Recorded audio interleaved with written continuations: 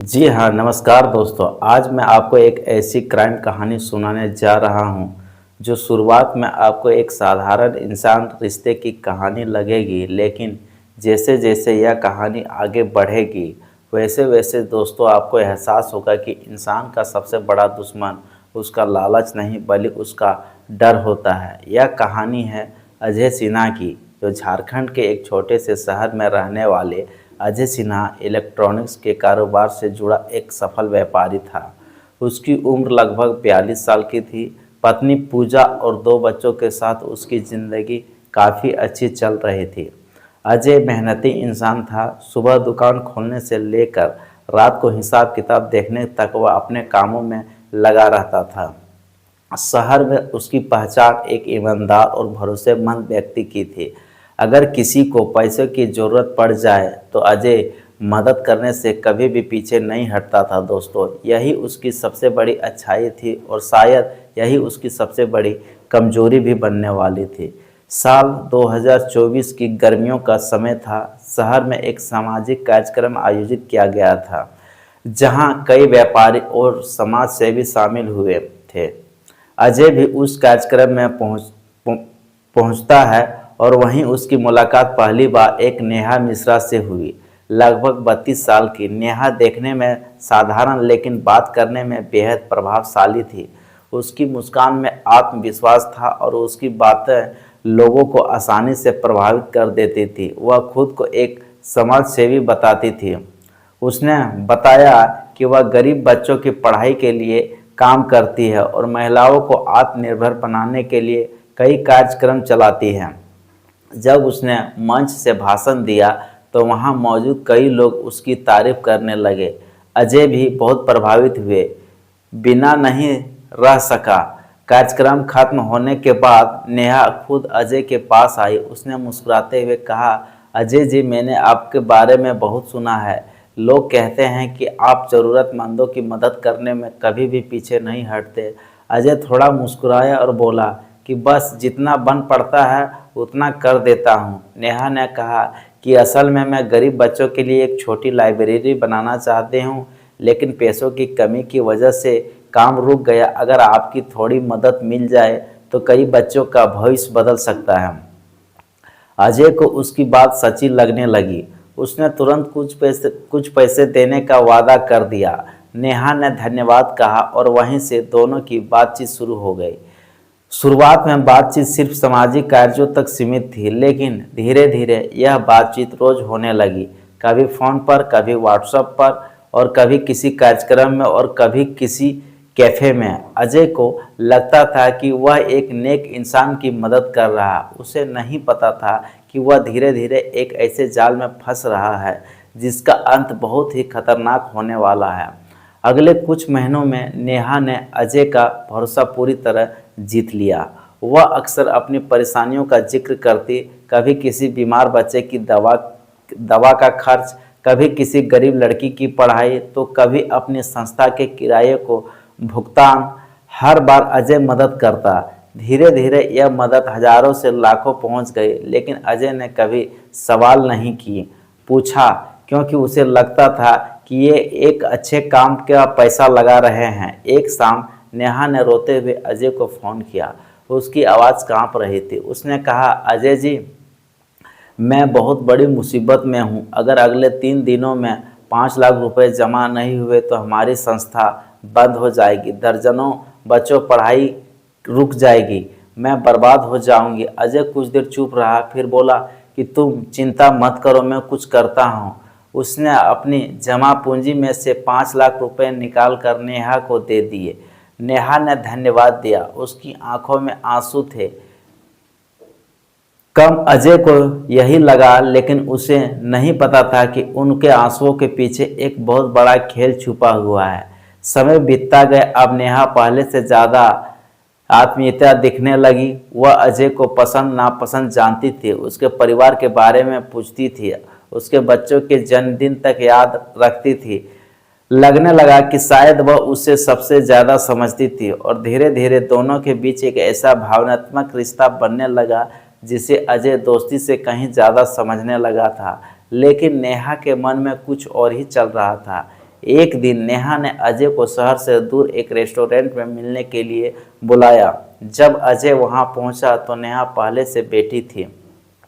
उसने बहुत ही भावुक अंदाज में अपनी ज़िंदगी की परेशानियां बताई, अपने संघर्ष बताए, अपने अकेलेपन की कहानी सुनाई और फिर अचानक उसका हाथ पकड़कर बोली, अजय जी, अगर आप मेरी ज़िंदगी में नहीं आते तो शायद मैं टूट जाती। अजय के लिए यह अप्रत्याशित था। वह भावनाओं में बह गया। उसे लगा कि नेहा सचमुच उस पर भरोसा करती है। उसे नहीं पता था कि यही वह पल था जहां से उसकी ज़िंदगी की सबसे बड़ी गलती शुरू होने वाली थी।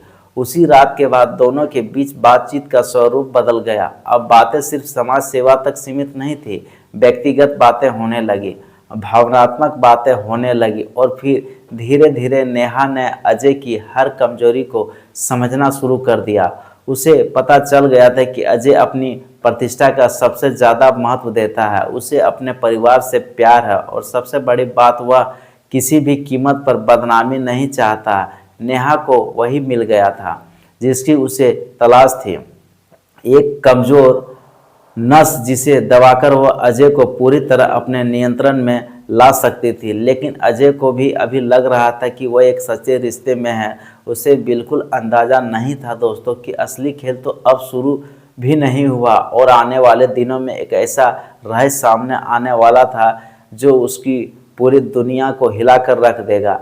अजय को बिल्कुल अंदाज़ा नहीं था कि जिस इंसान पर वह आंख बंद करके भरोसा कर रहा है वही इंसान उसकी ज़िंदगी का सबसे बड़ा तूफान बनने वाला है। रेस्टोरेंट में हुई मुलाकात के बाद नेहा पहले से ज़्यादा करीब आने लगी।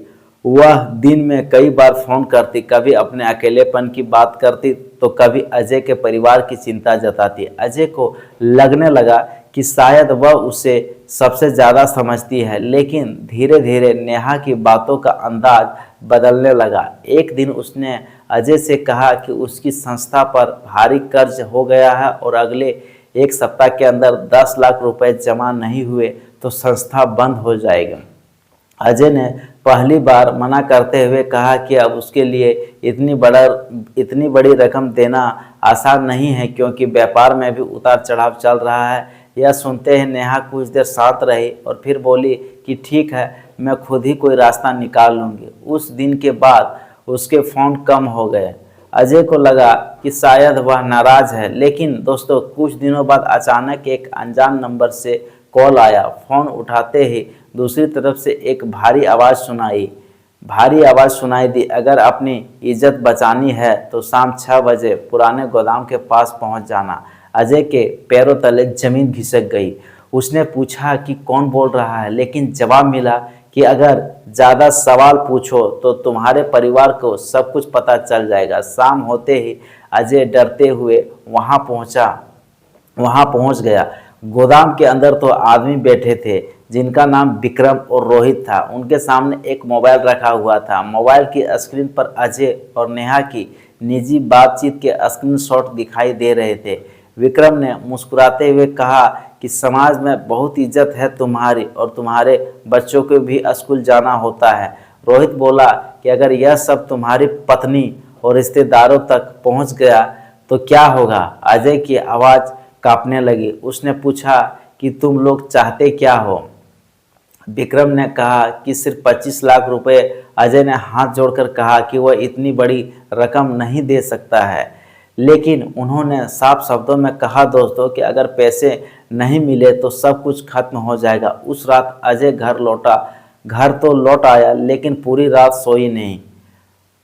सो नहीं पाया। उसे अपनी पत्नी पूजा का चेहरा याद आ रहा था, अपने बच्चों की हंसी याद आ रहे थे। उसे लग रहा था कि उसकी एक गलती पूरे परिवार को बर्बाद कर देगी। डर के कारण उसने अपनी बचत तोड़ दी और कुछ रकम उन्हें दे दी, लेकिन उनकी मांग खत्म नहीं हुई। वह हर कुछ दिनों में नया फ़ोन आता है और नई रकम मांगी जाती है, कभी 5 लाख, कभी 3 लाख तो कभी 2 लाख। अजय समझ चुका था कि यह सिलसिला कभी खत्म नहीं होगा। एक दिन उसने खुद को आईने में देखा। उसके चेहरे की चमक खत्म हो चुकी थी, आंखों के नीचे काले घेरे पड़ चुके थे। वह हर समय डरा हुआ इंसान बन चुका था। उसी पल उसने फैसला किया कि अब चाहे जो हो जाए सच का सामना करेगा। अगली सुबह वह सीधे पुलिस के पास पहुंच गया। शुरुआत में उसके लिए अपनी कहानी बताना आसान नहीं था, लेकिन इंस्पेक्टर अरविंद सिंह ने उसे भरोसा दिलाया कि कानून उसकी मदद करेगा। अजय ने सारे chat, bank statement, call record और लेन देन की जानकारी पुलिस को सौंप दी। जांच शुरू हुई। जैसे जैसे पुलिस आगे बढ़ी वैसे वैसे हैरान करने वाला सच सामने आने लगा कि समाज सेवी संगठन सिर्फ दिखावा था, उसका इस्तेमाल लोगों को भरोसा जीतने के लिए किया जाता था।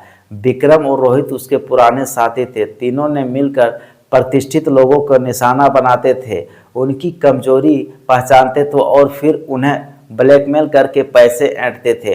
पुलिस ने जाल बिछाया। अजय से कहा गया कि वह अगली मांग के लिए तैयार होने का नाटक करे। कुछ दिनों बाद फोन आया। इस बार 20 लाख रुपए की मांग की गई दोस्तों, लेकिन मुलाकात की जगह तय हुई। अजय पुलिस के निर्देश के अनुसार पहुंच गया। जैसे ही नेहा, विक्रम और रोहित पैसे लेने आए, चारों तरफ से पुलिस ने घेराबंदी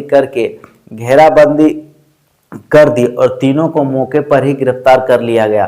पूछताछ में उन्होंने कई लोगों के नाम बताए जिन्हें इसी तरह निशाना बनाया गया था। कुछ व्यापारी, कुछ डॉक्टर, कुछ सरकारी और कर्मचारी, लेकिन बदनामी के डर से किसी ने कभी शिकायत नहीं की थी।